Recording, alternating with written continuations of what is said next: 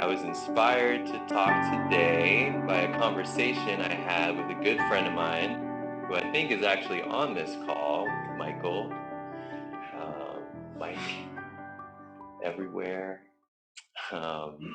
We were talking the other day, and he told me about a new practice that he's been doing where instead of turning on the shower, letting the water get warm, and then getting in, he said he's been getting in the shower, turning on the water, and experiencing the cold water as it heats up. And I think we've all heard, cold showers do have health benefits, and it's probably good for your skin, good for your hair, and all that kind of stuff. But the way he talked about it, and maybe in the question and answer period, he can offer some of his thoughts as well, if you would like, Mike. But the way he was talking about it was so inspiring to me because he said, at first, when I started to do this practice, the cold water was nothing but like awful. And you just spend your whole time just, white knuckling and gritting your teeth and just waiting for that warm water to come. Like you're pushing through to like get to something else. And then he said, after I did it for a while, what happened was that it stopped becoming about getting through it until the warm water came, and it just simply became another part of the shower experience. And he wasn't sitting there in the cold waiting for it to be over. He just simply accepted and willfully and voluntarily was present with just and so the metaphor I think is pretty clear here. What would it be like if I didn't live my life constantly waiting for the good thing to happen or for the bad thing to go away? And I could really just be present, fully awake, fully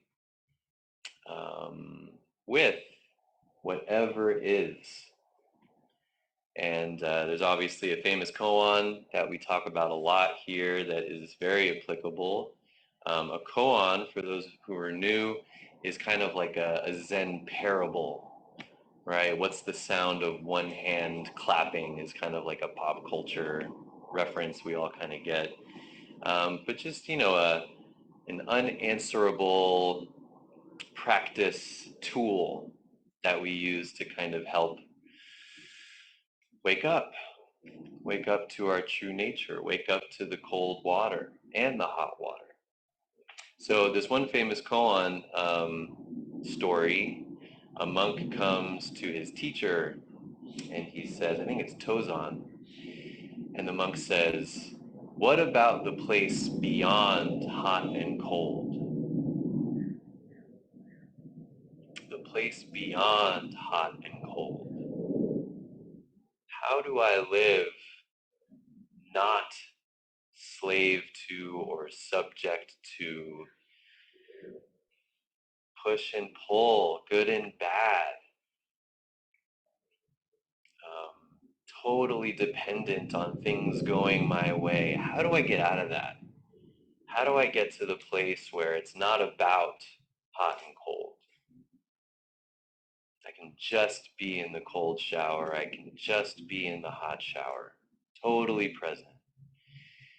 And his teacher answers, when it's cold, let it kill you with cold. And when it's hot, let it kill you with hot. So it kind of begs the question, like, what's the difference? What happened to my friend Mike in between the first stage, which is like, oh, this is awful, I can't wait for it to be over, oh, when is the hot water coming, to cold? Now I'm just cold. Soon it'll be hot, but right now I'm just being cold. What happened there? What's the difference? Um, and I think this koan is killing, let it kill you with cold. Let it kill you with hot. Points to this, very essential and central Buddhist teaching of no self, taking the self out of it. And of course, taking is weird because that makes it seem like it's a forced activity. But in Zen, our method, our practice is to sit and sit and sit until the fact of no self becomes apparent. Right? No self is not a philosophy. It's not a mantra for you to apply to your life. I don't know that you'll have much success if you're at work and you say, remember no self, just be no self. Maybe, I guess that works sometimes. But really, to do that, best way I know is tons and tons of meditation. It's just the fact, it's just what we're here to do, is to sit, to practice. And meditation can take different forms. I'm not saying the only way to appreciate your life is to come to the yurt and sit in zazen. Of course not. But it's that effort, it's that intention, that constant practice, however that looks for you, really committing to your path.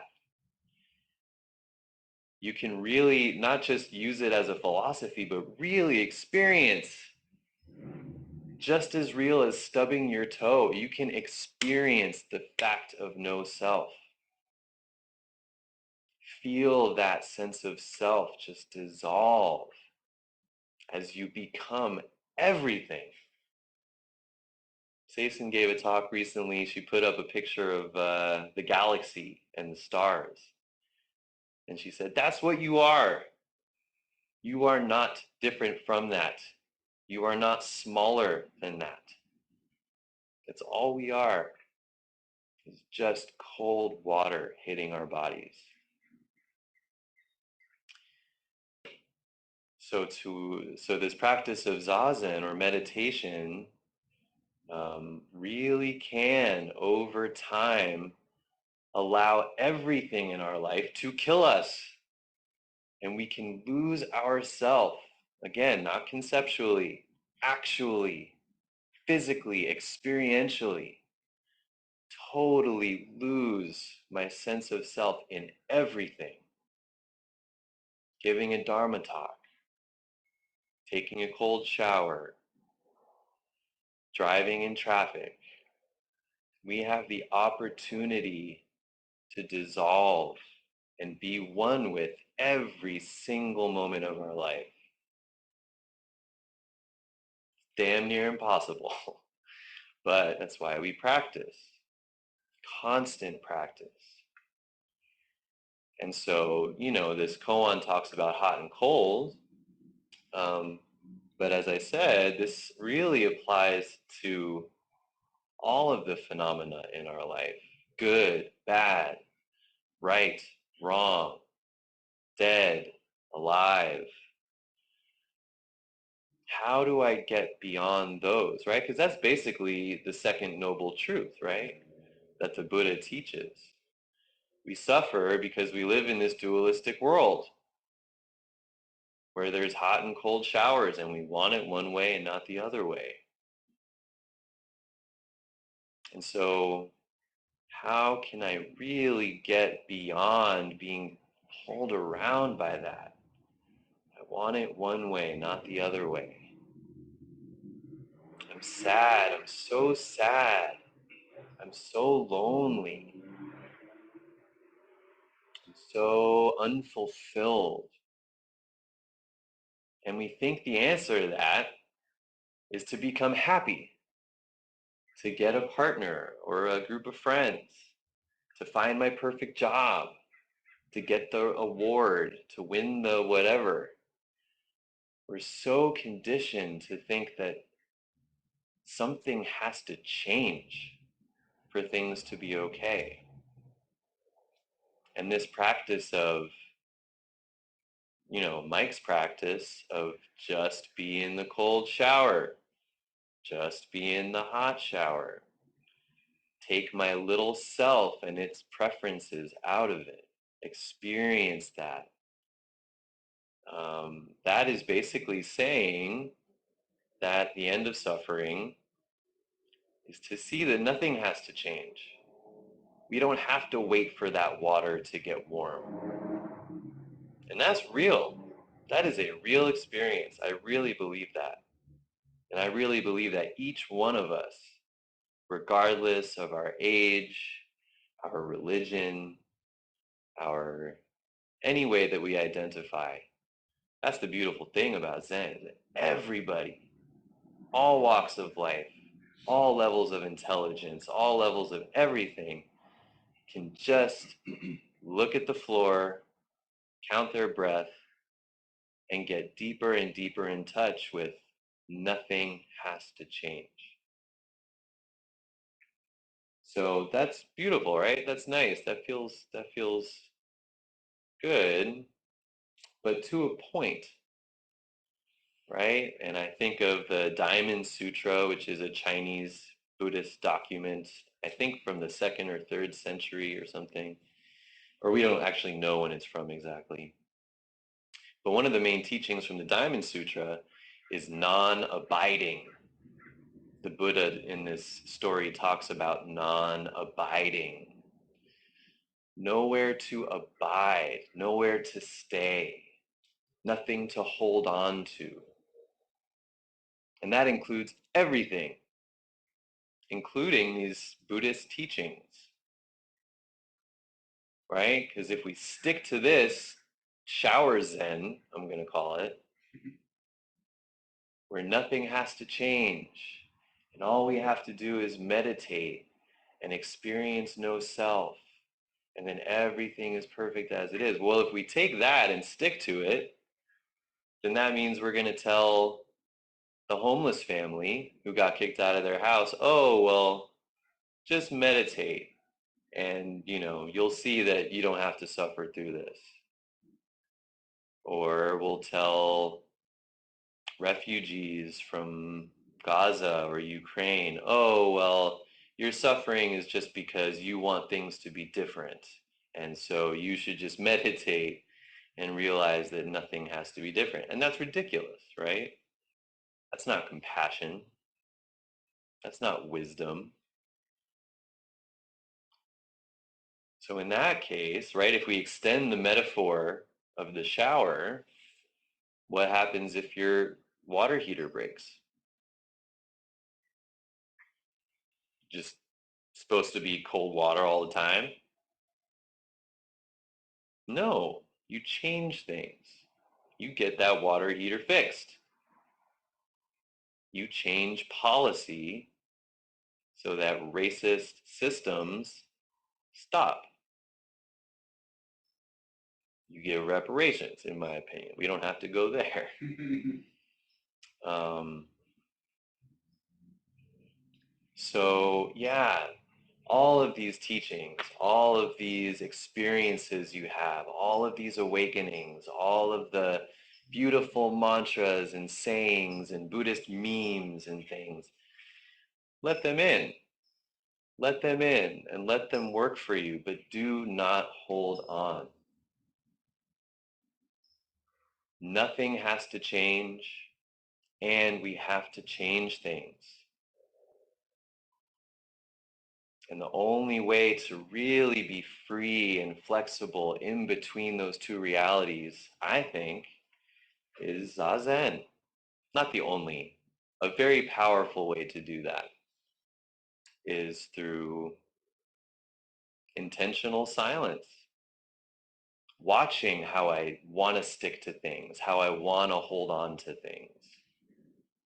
Seeing how that comes up. And then over time, it kind of loosens. And I stop adhering so much to it has to be one way. There has to be one answer. and just to have that freedom to flow. You can almost think of it, Buddhism essentially, I guess, according to the Four Noble Truths, is about ending suffering for myself and others. And so based on this shower zen and non-abiding, we can kind of say that to really tackle suffering is this kind of two-sided approach of waking up to the fact that nothing has to change, which is true, It's 100% true, even for the refugee, even for the person in the concentration camp. It is true that all of our suffering does come from dualistic thinking. But if I'm in a concentration camp, I'm not going to be able to wake up to that. We have to change something. So yeah, equally true from one side to try to wake up to the fact that nothing has to change, and to also say, how can I change things? Always going back and forth. And, I think our society is really good and we have a lot of resources available to look at the changing things part, you know, politics, advocacy, activism, therapy, right? Therapy and healing practices, those are all on the changing things side. How do I change where I'm at? How do I change my state? How do I change my approach? How do I change my patterns? There's tons of ways to do that. So many experts and masters and therapists and, um, you know, gurus of change for sure. And it's so important that we pursue that and we learn how to change the things that need to be changed.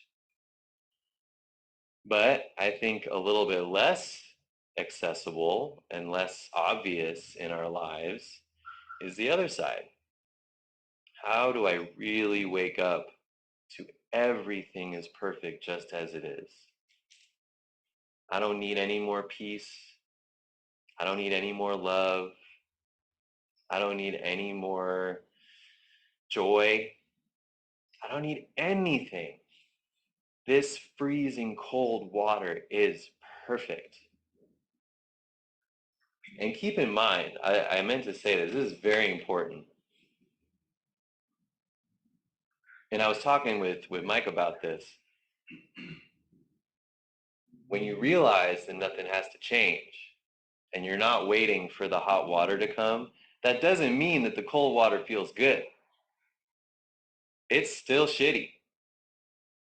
And I think a big mistake that we see when people talk about Buddhism and enlightenment is that when you're enlightened, nothing affects you.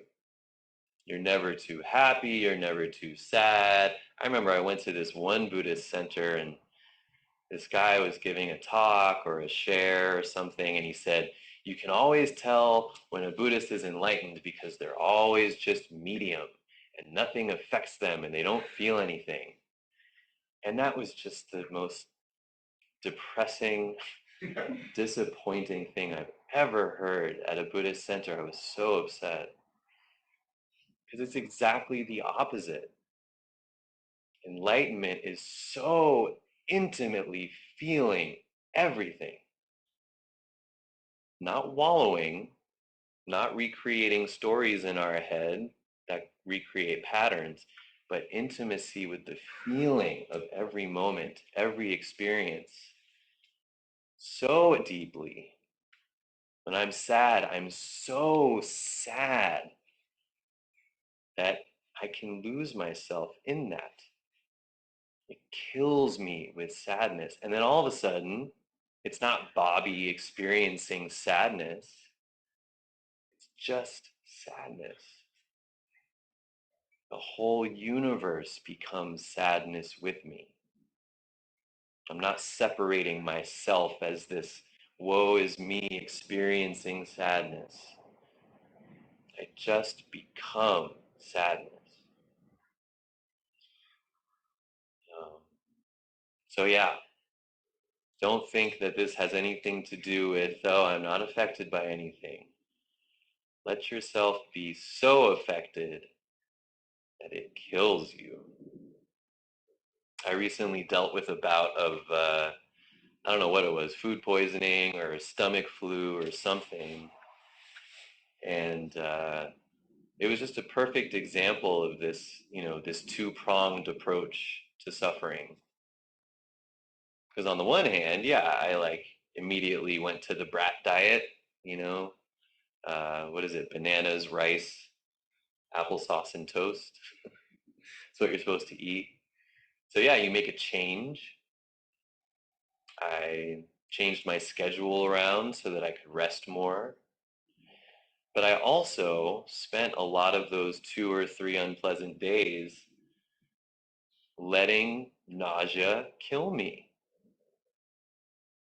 and just being so intimate with unpleasant digestive situations that just for a moment, here or there, it really stopped being this thing that I was victim to. And it just simply was. And really genuinely felt like I don't have to change this. I'm not just waiting for this sickness to be over. Really just embracing and being intimate with the moment. And it made it quite handleable.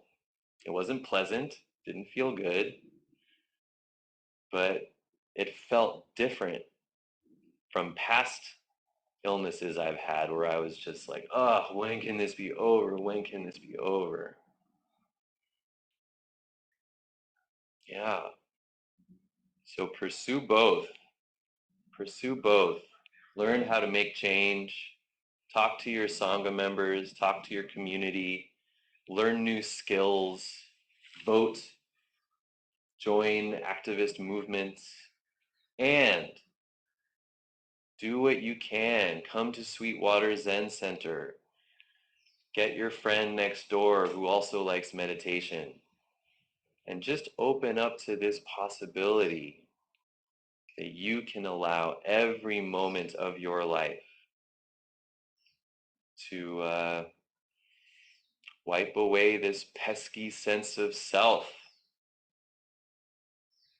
And if we all do that, I think we'll see a lot more peace in the world.